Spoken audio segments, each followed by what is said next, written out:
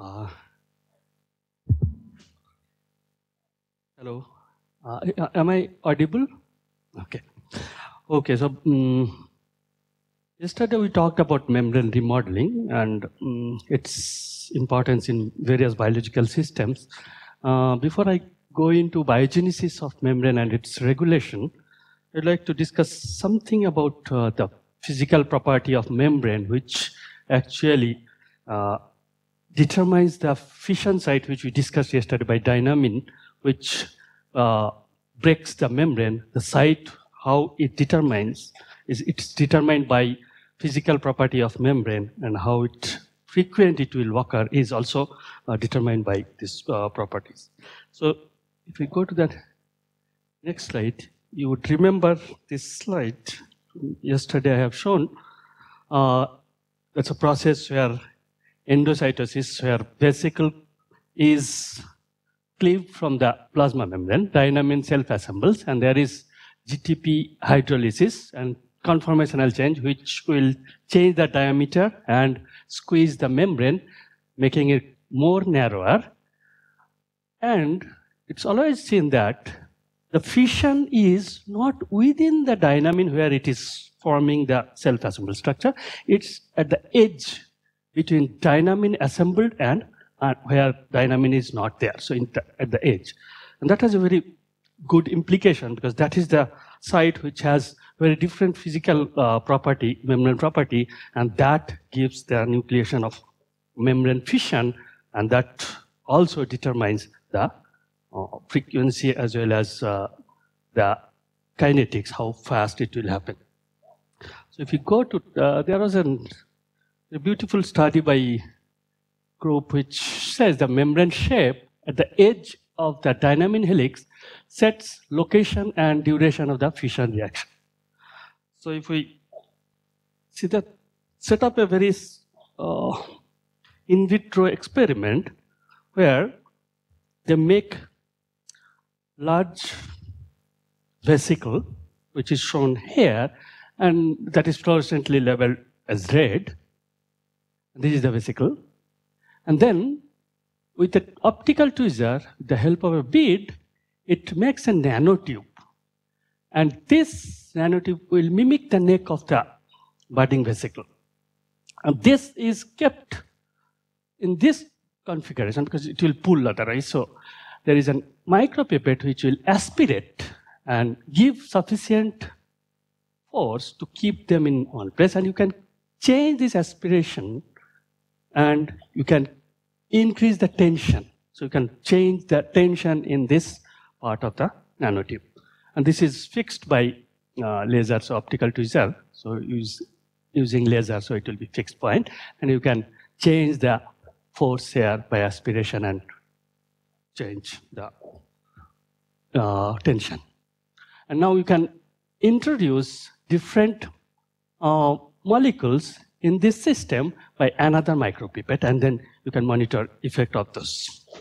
So using such system, what they did first, add Dynamin, and they saw the nucleation was throughout this nanotube. There was no bias.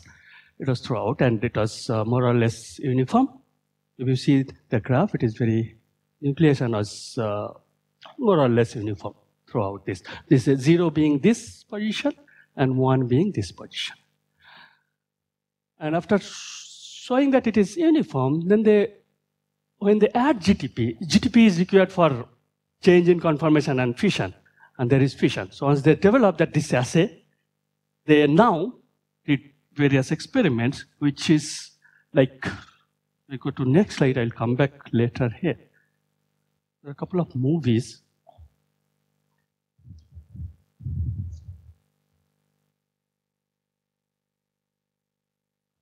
So if you see here, so you'll see that the nucleation is, there is actually nucleation and membrane fission. And this nucleation and the fission occurs exactly in the place where there is Dynamin and edge of the Dynamin, and there is no Dynamin, so that boundary. If I play again, oh, sorry, it doesn't happen. So this is green is Dynamin, red is membrane. So there is exactly that boundary. How do you say that it is exactly in the boundary, not in the middle? If we go back to the earlier slide. So if it has to break in between the Dynamin structure, then there has to be green, which is Dynamin, in the other edge. But there was never, all the events they have monitored, there was no green, that means no Dynamin associated with this part, that means it's at the edge of Dynamin color and where there is no Dynamin. Also, when they did multiple experiments, and they saw the distribution of fission sites, it's always at that edge, that is the boundary, and also the frequency it occurs is mostly towards this vesicle or towards this bit. So towards this where the curvature is there. So it's more towards this rather than in between. There are very less occurrence. So it's actually the curvature of this Dynamin constricted region will determine where the fission will occur. So there is simulated structure, and this is the Dynamin where it is bound, and there is this part unbound, which if it is simulated, there will be a curvature change, and this shape is important for fission, and the property of this is very different from rest, which is shown in the next slide.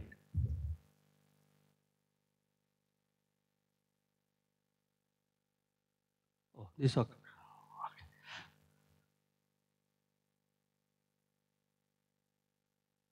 So this is another event showing cleavage or fission at the edge of this vesicle, and that is occurrence is much more prominent. And if you take all the fission event, the nucleation to fission, it takes almost same time, and nucleation is uniform. And this is, the fission is dependent on GTP concentration. If there is more GTP, there is more quick fission, reduced GTP, less fission, and if you inhibit with some non-hydrolyzable, where GTP is not hydrolyzed, because GTP hydrolysis gives the conformational change, then there is inhibition in this fission event. Now, if you check this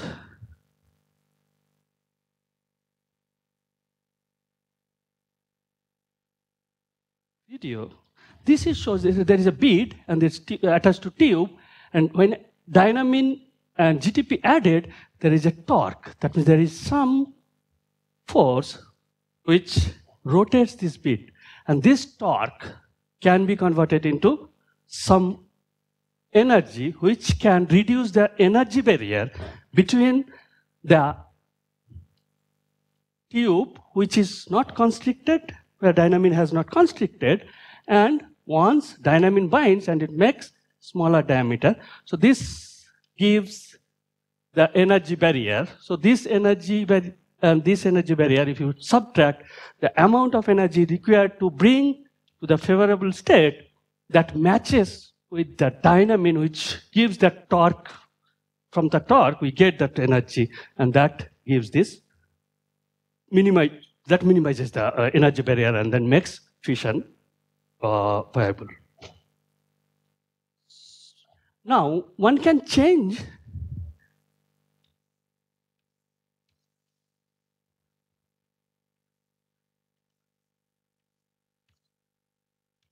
rigidity of this membrane by changing lipid composition. So if you change the lipid composition, you can make more rigid, less rigid. And if you do that, this bending rigidity, that means if it is rigid, it will be hard to bend. And if it increases rigidity, it will give less fission. That means rigidity, which will prevent curvature formation, will lead to inhibition in fission.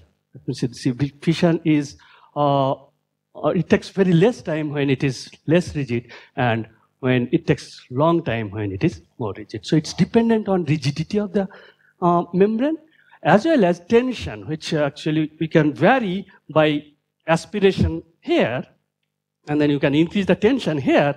If the tension is more, the fission event is more favorable. So if you take this tension is increasing, now it is fission is much more faster as compared to when tension is less. What it says that the biophysical property, that means the tension and rigidity, which will give which can be converted into elasticity.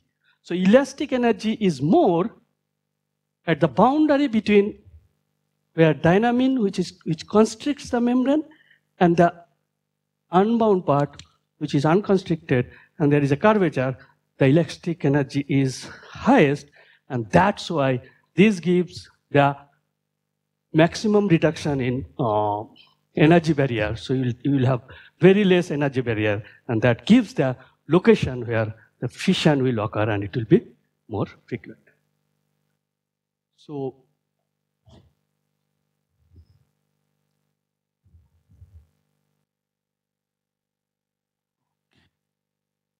this was the snapshot, and it's shown again that it's occurs, there is distribution, equal distribution, and then fission is at the boundary, and it keeps Dynamin still attached here, but there is no Dynamin in the other side, and also there is more event at the boundary between vesicle and and nanotube, or the bead and nanotube, and also there is a curvature, and this occurrence is more in both sides, while nucleation is same throughout the nanotube.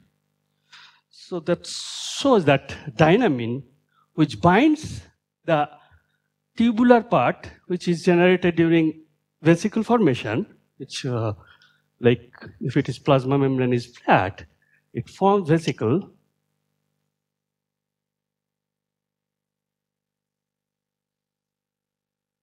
And this Dynamin will associate with this, and GTP hydrolysis will constrict, and this will break between this membrane and where the Dynamin is associated, and exactly where there is no Dynamin, so that boundary. And that will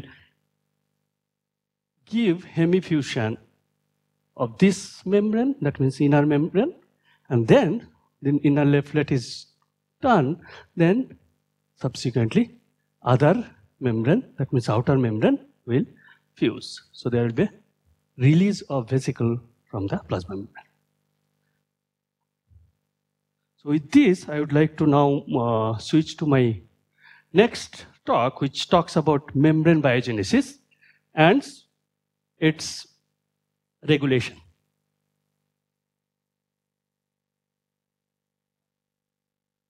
So if we see origin of life, we know that there has to be some molecule which will be self-replicating, and during origin of life, the environment was highly reducing, so there was no free oxygen, and those environment can give, with the energy from either maybe sun or lightning, can give macromolecule like organic molecule like amino acids, nucleotide, and that can be can be polymerized to give larger structure like DNA, RNA, and protein, which was also shown in the in vitro by Stanley Miller in 1950, that you can start with those molecules which is supposed to be there at the environment, and you can make organic molecules, and that can be polymerized. And it could be polypeptide or DNA or RNA with those molecules available. And later on, the Altman and Thomas Cech showed that RNA has the ability to catalyze the reaction as well as polymerize the molecule. So this became very interesting because you need some molecule which will be self-replicating so that it will inherit, as well as there will be some chemical reaction which will be required for bringing about the production of some products to give this. So the DNA, although it has self-replicating property, it cannot have catalysis. We don't know yet that DNA has any catalytic activity. RNA has. Protein has catalytic activity, but it cannot self-replicate. So only probable molecule is RNA. That's why we call the RNA world of origin of life. And once the self-replicating molecule is formed, it's very important to enclose them. Why? Because if we have a self-replicating molecule which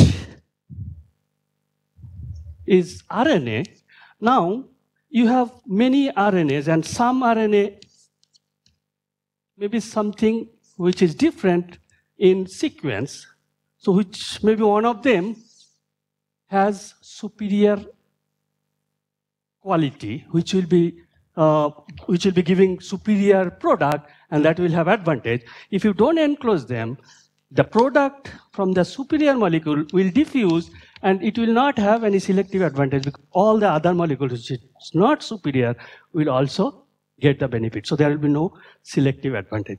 So that's why it's better to enclose this if it is enclosed within a system, so that there is a barrier, and the whatever product is formed from this superior molecule, now it gives benefit only to that molecule. So that will be replicated more, and that will be selected for.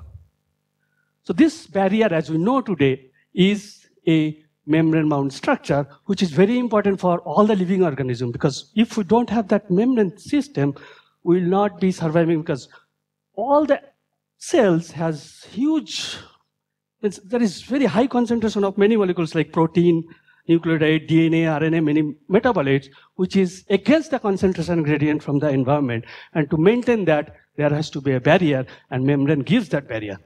However, this barrier should not be permanent, it should not be impermeable, because it has to get molecules from outside, like nutrients, and also it has to give out. So there has to be a mechanism to communicate. So that's why there is semi-permeable character of the membrane, which is given by lipid and many proteins. So if you see, at the beginning of this enclosure, there's the life actually, we know that it was aqueous environment where those self-replicating molecule and reaction happened in aqueous solution. So there has to be a molecule which will be able to give this membrane, and most probable molecule would be lipid, since it has both hydrophilic and hydrophobic property. It has, because phospholipids has a phosphate head group,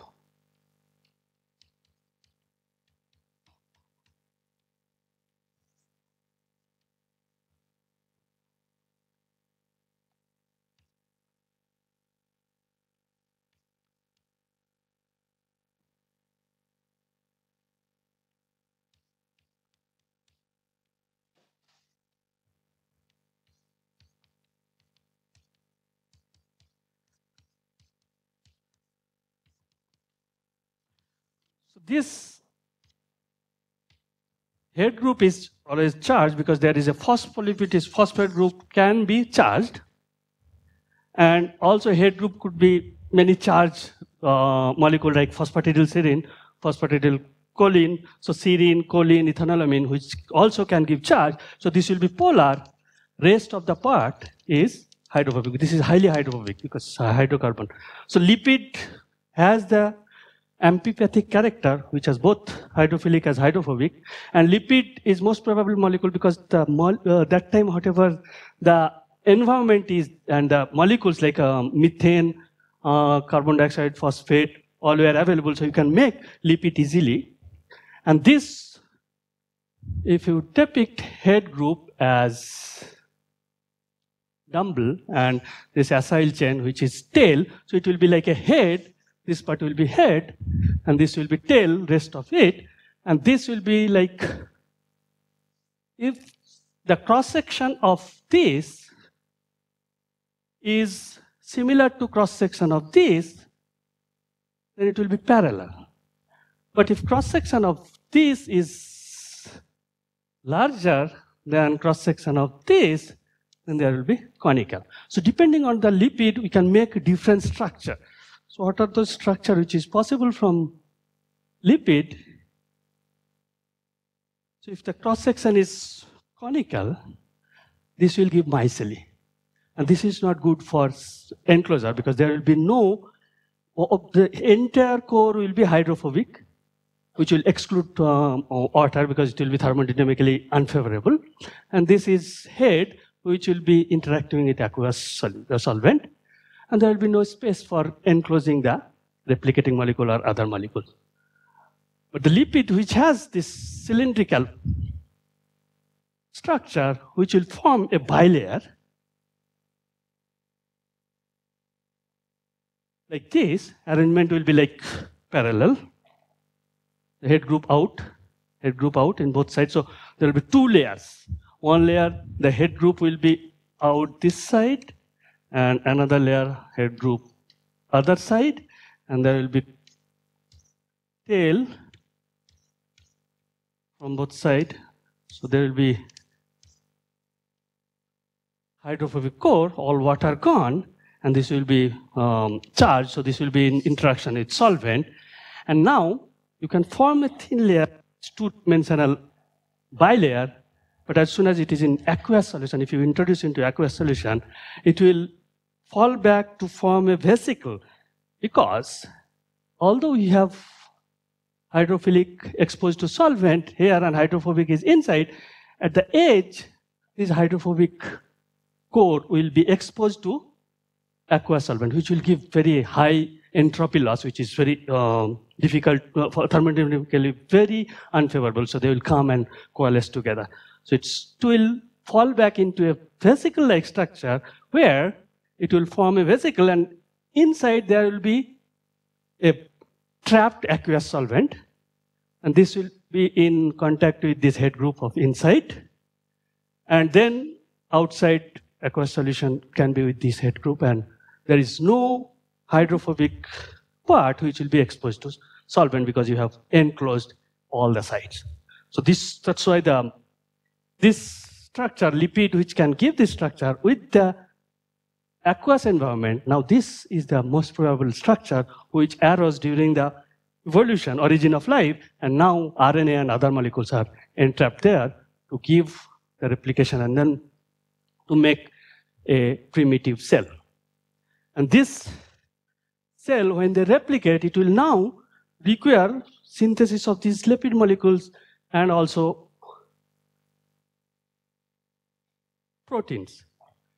So if you see the membrane structure in details, the membrane is not, although it has a definite structure, it's not completely solid. It has both some liquid property, because you see it's like, if you take a membrane, if it is solid, the position of the molecule should be fixed. But if it is in a membrane, the position of molecule is not fixed. They can diffuse through laterally or even between two bilayer, and that shows that this membrane is not a static structure. It's not very solid. It has also liquid property, and that's why it's called fluid mosaic, which is important for many cellular communication. Now, as we know that lipid gives barrier from outside to inside, but there has to be a permeability. Many molecules should be in and many molecules should go out, and that's why there are many proteins which has the property of carrying molecules, like there will be pore forming protein which will have protein cross this membrane, if this is the membrane, rest of the membrane, and there will be a pore, and that pore will allow the movement of many molecules including ion. And that will be selective, or it can have many protein which doesn't have pore, but it will have protein will bind something outside and change the conformation, cross through this and transport it to the other side. So it could be transport, or it could be pore, or it could be many other mechanism to transport the molecule from inside to outside and outside to inside, and which is very important for our living. So this lipid, which is within the membrane bilayer, the transfer from one layer to another layer is very slow.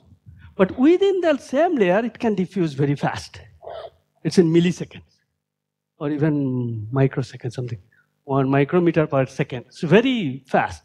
But this, because this head group is polar, it will be very unfavorable to go through the hydrophobic case. So it's a very slow process to bring this lipid from outer bilayer to inner bilayer. But there are some proteins which can bring from outside to inside and inside to outside, because it is required for redistribution of lipid, which may come from, say, outside some lipid molecule. If it fuses, there will be asymmetry in the membrane, so to build up symmetry, or some membrane needs asymmetry. To build that asymmetry, you need this movement of lipid between the bilayer. And there could be active process where it will require energy, or it could be passive by some protein which will actually allow this. And as we have already mentioned, that this lipid bilayer is not completely solid. There is diffusion within the bilayer, and which can be actually shown experimentally if one makes a membrane in vitro, like vesicles, and then label with fluorescence molecule. So it will be, the red color is shown as it's labeled, and this is lipid bilayer. Now, with a very high intensity laser, if you bleach in an area, the lipid will be there, but that fluorescent molecule will not have any fluorescent activity, because laser will make them now non-fluorescent. So if you follow, the only fluorescence you can get back here is by surrounding lipid molecules. So that shows, it comes back actually very fast. That shows that these lipid molecules are actually in motion within the layer. So it is actually a fluid mosaic. Now, lipid makes membrane. If you take a cell, eukaryotic cell, there is plasma membrane which covers the cell, and also inside there are many compartments which are very different in membrane structure, and their composition of lipid, although they are all lipids, they are very different kinds of lipids. It's like nucleus, this is ER, Golgi, mitochondria. They have different compartment, which is different membrane composition, which is shown in the next slide. If you see, the lipid composition of different membranes are very different. They are not same. So there has to be a very tight regulation, which lipid will be synthesized in what time and where it should go. So there needs a very tight regulation of lipid biogenesis, which lipid will be synthesized, and also where it will go and when it will go. So spatial and temporal regulation of lipid biogenesis is very important. There is a protein called PAH1, phosphatidic acid phosphatase. So if you take lipid biosynthesis in either eukaryote or prokaryote has mainly this pathway, which from lysophosphatidic acid, it makes, say, glycerol 3-phosphate comes from glycolysis, and you can add a fatty acid chain and makes lysophosphatidic acid. And if you add two of them, so if it is glycerol phosphate, one acyl group will be lysophosphatidic acid, two will be, and there will be phosphate, of course. This is phosphatidic acid. And this serves as precursor for both the, if it is prokaryote, it will go via CDP-DAG and it will make membranes. And there are many proteins involved in this. Or it can take other way, which happens in mammals. There is a protein called PAH1, phosphatidic acid hydrolase, or phosphatidate phosphatase, which removes this phosphate group from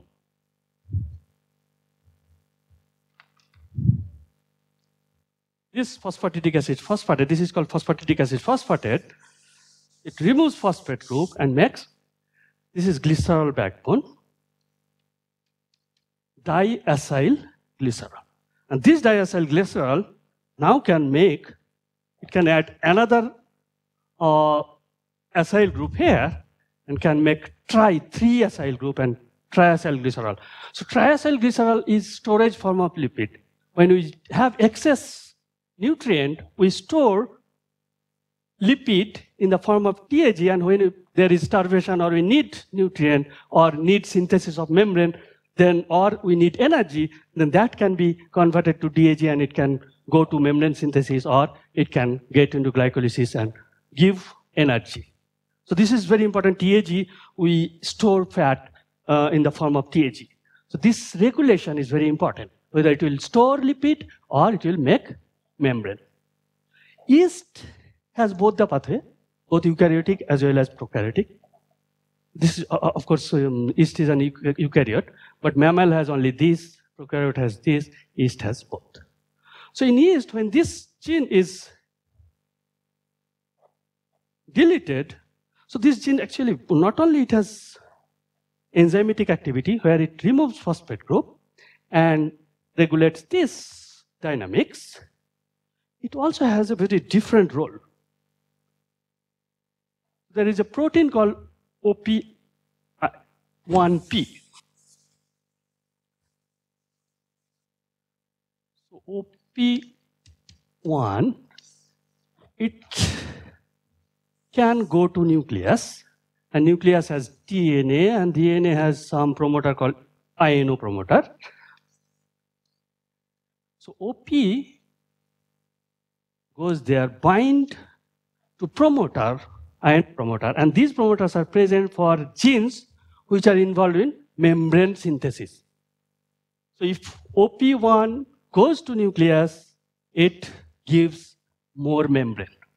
So when you don't need membrane, OP1P will inhibit, you take OP1P to nucleus, then you inhibit membrane biosynthesis. When you need membrane, you sequester them in outside nucleus, and there will be biosynthesis. So OP1P can switch between membrane synthesis and when it is not required. So how this OP1P is kept in cytoplasm? Cytoplasm, there is endoplasmic reticulum, which has phosphatidic acid. So phosphatidic acid, which we discussed, the PAH1, which makes phosphatidic acid to triacyl glycerol. So phosphatidic acid, which is present in ER, this binds OP1P, and then it doesn't allow it to go to nucleus. So it is kept here. Now what happens? So then if it is here, there will be membrane biosynthesis. So there will be like excess of membrane biosynthesis. When you don't need membrane biosynthesis, this has to be released. How it is released? The enzyme which we talked about, PAH1, this will cleave and give DAG. So once you cleave PA to DAG, now OP1 can no longer attach here, so it goes to nucleus. So PAH1 releases OP1P and inhibits membrane biosynthesis. So if you do not have PAH1, it will make membrane. Whenever, even if you don't need membrane, it will make membrane. That's why PAH1 is very essential to inhibit membrane biosynthesis. Also, it is required to make storage lipid. So when PAH1 is there, it will make storage lipid and it will inhibit membrane synthesis. So in yeast, when this gene PAH1, which actually regulates this membrane biogenesis and lipid storage lipid, gives very weird structure of nucleus. This is very spherical nucleus.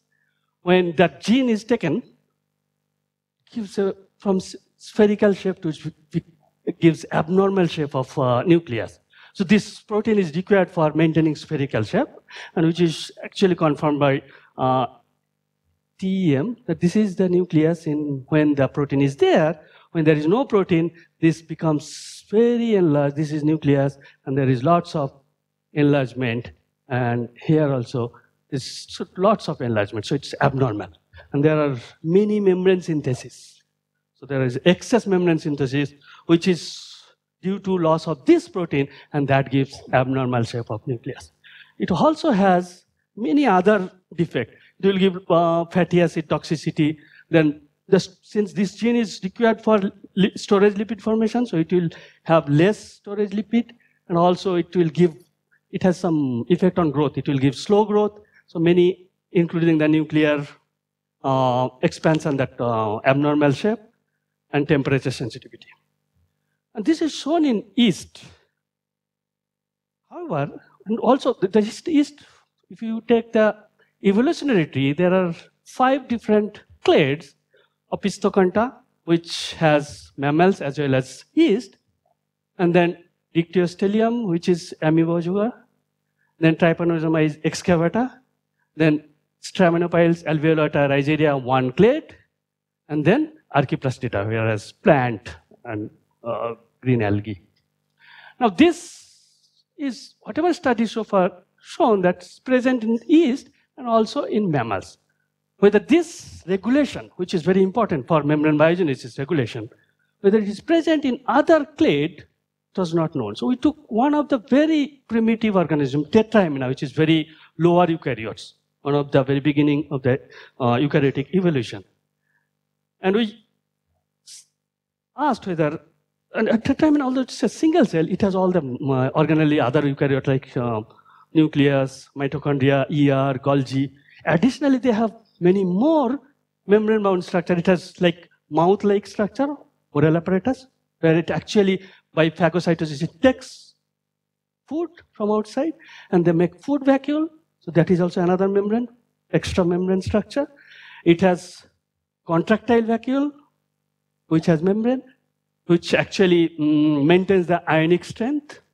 And also there is a cytoproc, which is equivalent to anus to get rid of unused material. So there are lots of membrane structure, and also cilia, which has also membrane. So there are very complex membrane organization in Tetrahymena. So there has to be a cascade which will regulate this membrane biogenesis and when it will be synthesized.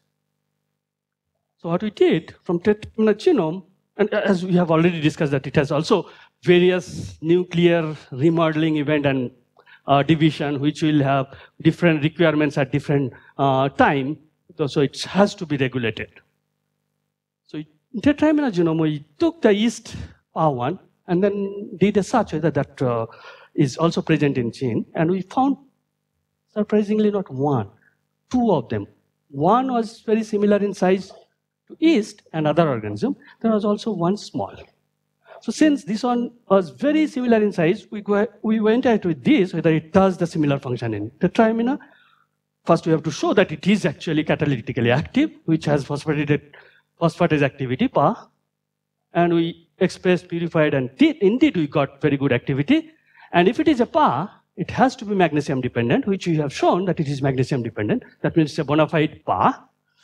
Now, whether it shows similar property like yeast PAH1, we express this as GFP tag. We put the protein and tag with GFP so that we can see the presence of the protein. And this is distributed as expected for PAH. It is present both in cytoplasm and also in membrane. Because it's protein in yeast, the PAH protein, it undergoes phosphorylation and dephosphorylation.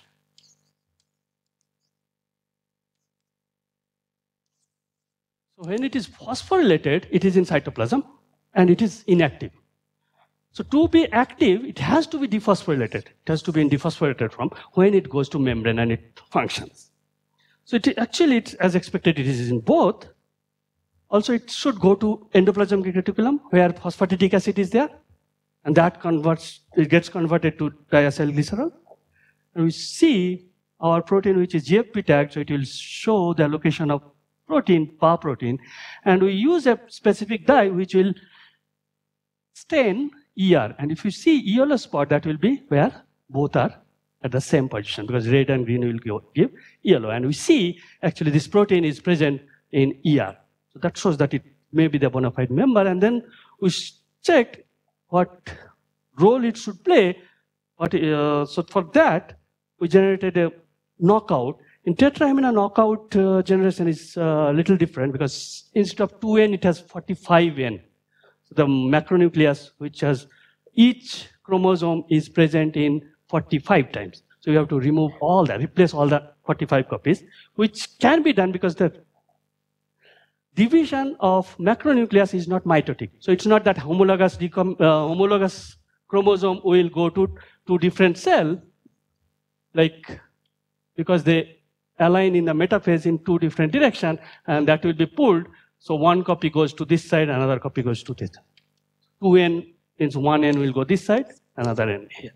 But in tetrahymena, what happens? There are 45 copies of each, and the distribution is random reassortment. So 45 of all A, say for A, B, C, D.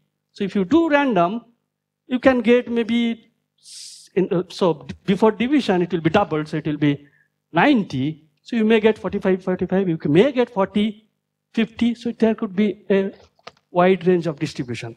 So this can be taken advantage for knockout generation. What we do, the gene which has to be replaced, we take the gene and instead of the protein coding part, which will give protein, we replace with a drug cassette.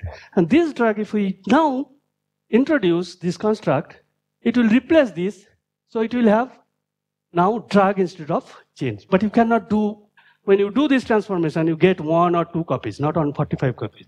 So now you can increase the drug concentration, so which will have more and more of drug, not the gene, that will be selected, and this will not survive because drug, it's not resistant to drug, and we don't have this cassette. So this selection marker where if we keep increasing drug, we can replace all the copies and we can make knockout, complete knockout, and which can be confirmed by some means, and we show that it's complete knockout generated for this protein, and it didn't affect the growth, so it's not required for growth, unlike yeast. Now the question, if PAH1, as we have seen, is required for generation of TAG, that is storage lipid, phosphatidic acid to diacyl glycerol, and that gives triacyl glycerol. This is important. If it is not there, this will be reduced. So storage lipid, TAG, it remains as lipid droplet, so that can be stained. And if we take knockout and oil type and image them and then count the lipid droplet per cell, when this protein is not there, as expected, it reduced the lipid droplet. That shows that it does the same function as it does in yeast. So that is the bona fide gene we have found. It also affects membrane biogenesis. So if it is not there, there will be more membrane biogenesis because that OP1P, which goes to nucleus and inhibits, if PAH1 is not there, PA will be there in cytoplasm, endoplasmic reticulum, so OP1P will be in cytoplasm. It will not be allowed to go nucleus, so it will not inhibit membrane biogenesis, so there will be more membrane if PAH1 was not there. And that's what we see. ER, if you see ER content of this wild type, this knockout, it's more, sorry, this is the one. This is knockout, and this is wild type. You can see we took under the same field that there is no exposure difference, so it's comparable, highly comparable. And there is huge excess synthesis of membrane, which we quantitated and we showed that actually this membrane synthesis is increased, which fits our function of this protein. Also, what we have done, if taking this protein out, if it reduces lipid droplet, so making more protein should give more lipid droplet. That we have done actually. We have overexpressed this protein and we have shown now it makes more lipid droplet as compared to the one which have less protein. So this is more protein which is expressed here, less, and then there is wild type which has less. So this is wild type without making more protein, and you can see the increase in lipid droplet.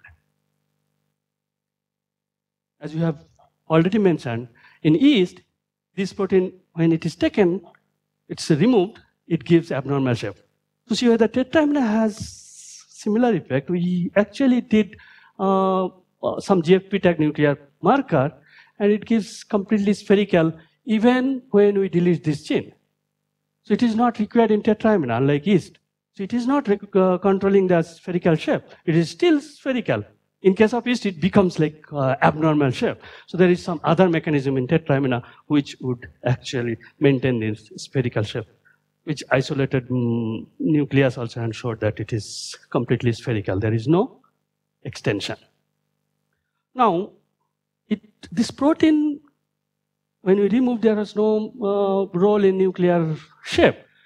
But whether the protein in yeast, it is required for spherical shape. So we asked whether this protein from tetraamina has that function. So to do that, we used a yeast where yeast PAH is taken, so it will give abnormal nucleus.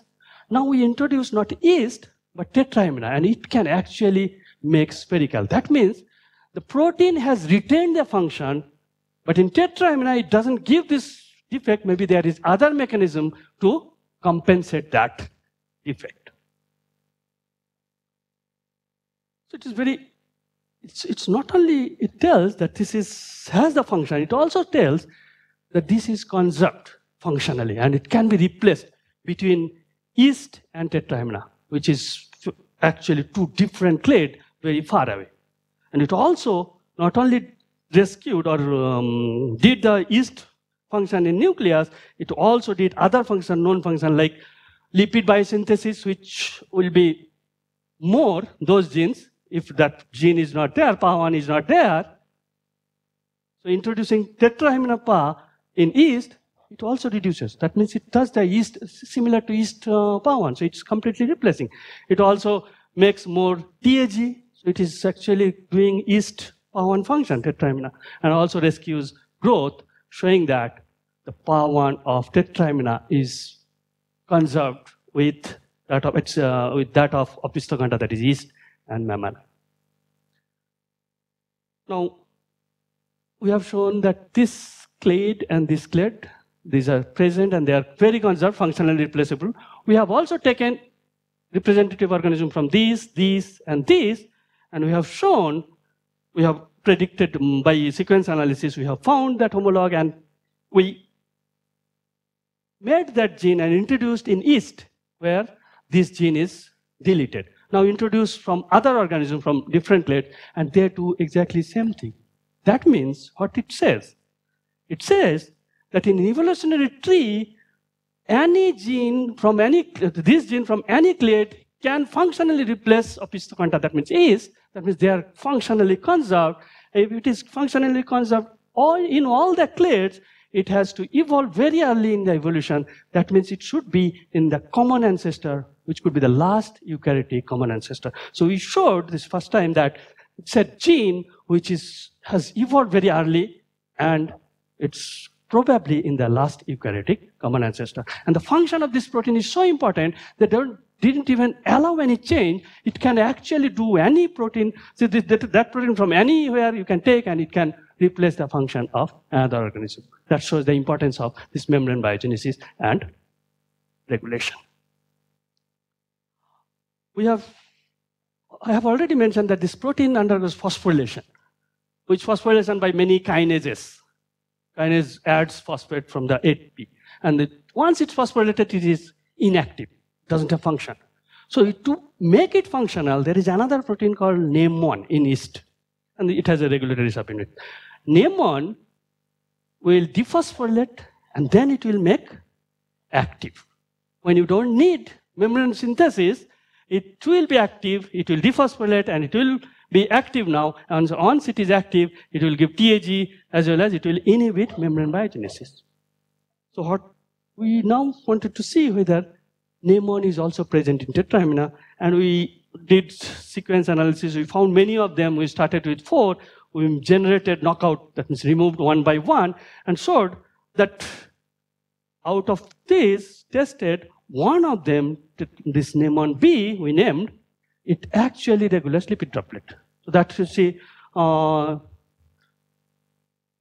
if NAME1 is not there, it will not dephosphorylate PAH1, and PAH1, if it is not dephosphorylated, it will not be active, so it will not make PA2, DAG, and TAG, so there will be less lipid droplet. And that's what it is happening. When you take NAME1, dephosphorylation of PAH1 is inhibited, and that's why less lipid droplet.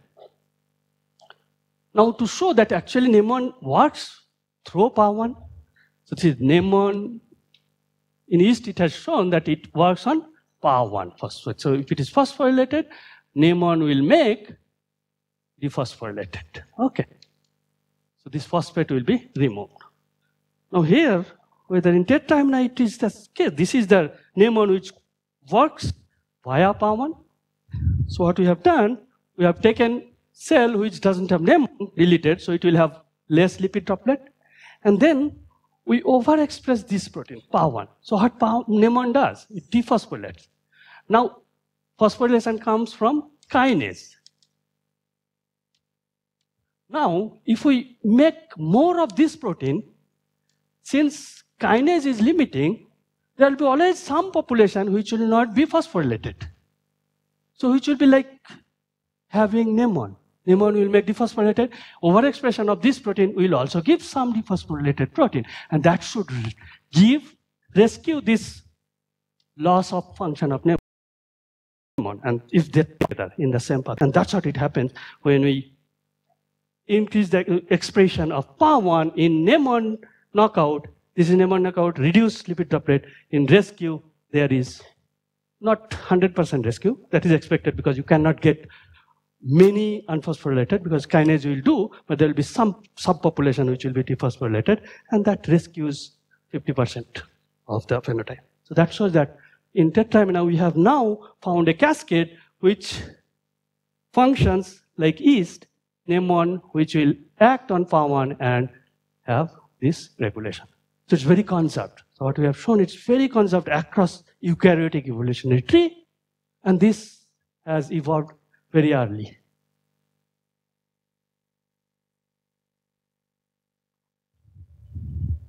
Oh, I have some time. So as I have mentioned that we found 2 genes, unlike yeast has 1. And the size, this one size was very small. So we just checked whether this protein has some function in tetraamino. So what we did, first we had to show that it is actually enzymatically functional. So we expressed, purified, and did the assay, and it's active. And also it's PAH1. It's also bona fide PAH1 because all PAH1 will be magnesium dependent. So in absence of magnesium, no activity. In presence of magnesium activity. So this is also a PAH1 protein, but it is small. When we did localization, of course, it also goes to ER, and also it is in cytoplasm, very similar. We generated knockout. We didn't find any change in lipid droplet. That means it is not required for lipid droplet biogenesis, not for membrane biogenesis. It was similar. Rather, it also didn't rescue the nuclear phenotype. That means it's not doing all those membrane biogenesis function and lipid homeostasis. However, we found one difference in non-fermentable substrate, glycerol. There is rescue of growth. What does that mean? We know in metabolism, we have 2 different pathways after glycolysis. So glycolysis gives an end product of pyruvate that comes from glycolysis. And this can be used by alcohol dehydrogenase to make ethanol, and that gives ATP, 2 ATP per cycle. That is less, but that can give ATP, and that can make growth of yeast. So that is actually fermentable substrate like glucose.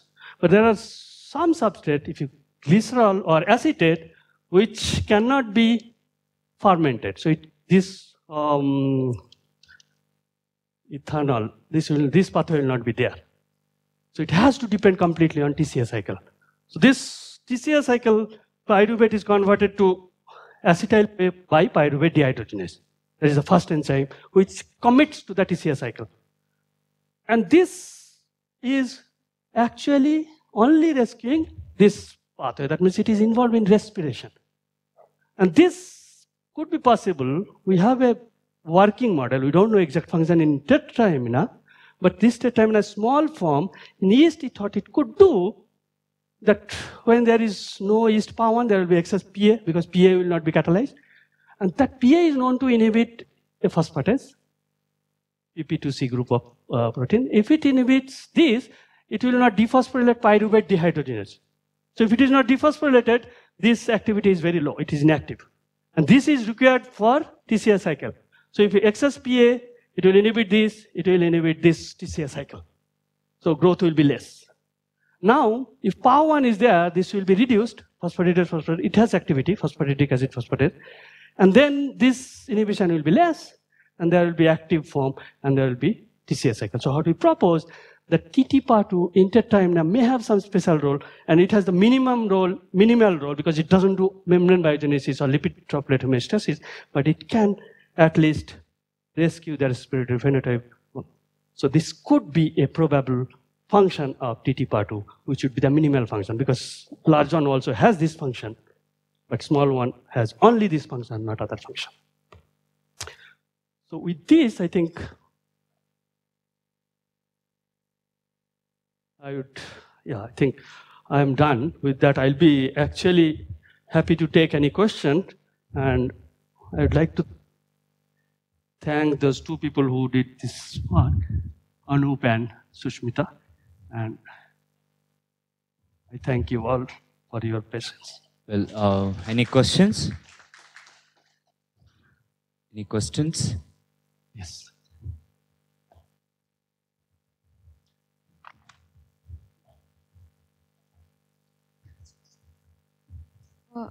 I'm a little confused, and I may have missed this, but in yeast, the protein localizes to both the nucleus and the cytoplasm, yes? Cytoplasm and endoplasmic reticulum, yeah. So it can go to, nucleus is nothing but its extension of endoplasmic reticulum. So that is also a ER compartment. No, I was just wondering, why is it that, and again, I may have missed this, but why is it that it only affects the nuclear membrane and not other membranes? Because okay. See, the main place, if you take eukaryotic cell, the lipid synthesis is mainly in endoplasmic reticulum. And then it is transported to other organelle. Mitochondria also has synthesis specifically for phosphatidylserine and cardiolipin mainly. But it depends on ER for many other, phosphatidylcholine and phosphatidylethanolamine. So that has to be carried. That's why ER is mostly affected, because synthesis will be mainly in ER. So that's why nucleus is connected with ER. So any defect in ER will show defect in nucleus. That answers your question? There was no cell size difference at all. Like I would have expected maybe. Maybe larger cell. Okay, people have not done that, but it doesn't seem to be in the. Yeah, thanks. Point of curiosity, you mentioned the difficulty of knocking out PAH1 in tetrahymena because you're whatever 40 yeah, but we have got a very nice strategy. It's been well established. Fine. I wanted to ask the following question: can't you knock it out in the micronucleus and then take it out through conjugation? Yeah, it is actually you can do in mic. There will be two, but it's now the since we know increasing drug, we can replace all. So that's why it becomes much easier. Mic is very difficult because it is not expressed. So you have to do again crossing and isolate from the pair single cell, and then from there again you will get heterozygous and making homozygous. It's a very difficult process, tedious process. It takes longer, and you need many transformants, almost 1,000 transformants to find one or two knockout. Here, if I start with 5, most of the time I get all 5. But one good question, yeah, some genes which is essential. So for example, it is essential for survivability of the organism. Then you cannot do in MAC, which is not possible in any other organism. Essential gene you cannot delete, but in tetrahymena you can do in mic. So it is silent, so you can actually completely delete an essential gene and then conjugate. That will become new MAC, and then you can see the effect. Actually, you can do the phenotype of essential gene by knocking out mic. Also, in mic, you can introduce lethal gene, because it is not anywhere expressed. When you need, you conjugate, and now lethal gene will be expressed. Now you can see the function of a lethal gene. So there is lots of advantage for mic knockout. So any questions? Thank you. So in this model, the Dynamin binds phospholipids heads, right? Yeah. Do you have like examples of other proteins that can just recognize the surface of the membrane? Surface of the membrane, like bar domain protein. which actually recognizes on the surface. See, head is actually on the surface. So there, see, any binding is interaction. There has to be some interaction. So surface interaction has to be mainly ionic interaction, which is phosphate O minus, is phospholipid, or it could be some hydrogen bonding. So there has to be some interaction. That is head. Core, Dynamin goes inside because it has a pH domain. I have mentioned yesterday. So pH domain is actually a plextin homology domain. If the membrane is like this, the pH domain gets inserted here. It binds, I think it gets inserted. And that actually binds tightly. But many Dynamin that doesn't have pH domain. I don't think, pH domain doesn't go, sorry. There is another protein, atlastin, which has coil domain, membrane binding. That gets inserted in the core. And for inserting in the core, the property of this helix should be hydrophobic. Because this is highly hydrophobic. So you cannot insert any hydrophilic peptide. It has to be hydrophobic. But without inserting anything, can it just by specificity, I don't know, like to the specificity of Dynamin to a particular membrane? Yeah, maybe because we know that the proteins can bind to proteins DNA, proteins carbohydrate, but I don't know example of proteins binding to lipid. So the specificity is there because the head group is different. So there will be different phosphate and the conformation of this Dynamin binds to phosphatidylinositol 4,5-biphosphate. So it has a different structure. So any interaction, it's not only the bonding, it also has to match topologically. So that pH domain will fit into that active site, not active site, binding site should match with the conformation, not only through the interaction, but topology should match. There is specificity. Actually, we have our DRP6, if you remember yesterday's talk, specifically binds to cardiolipin. The cardiolipin is very special.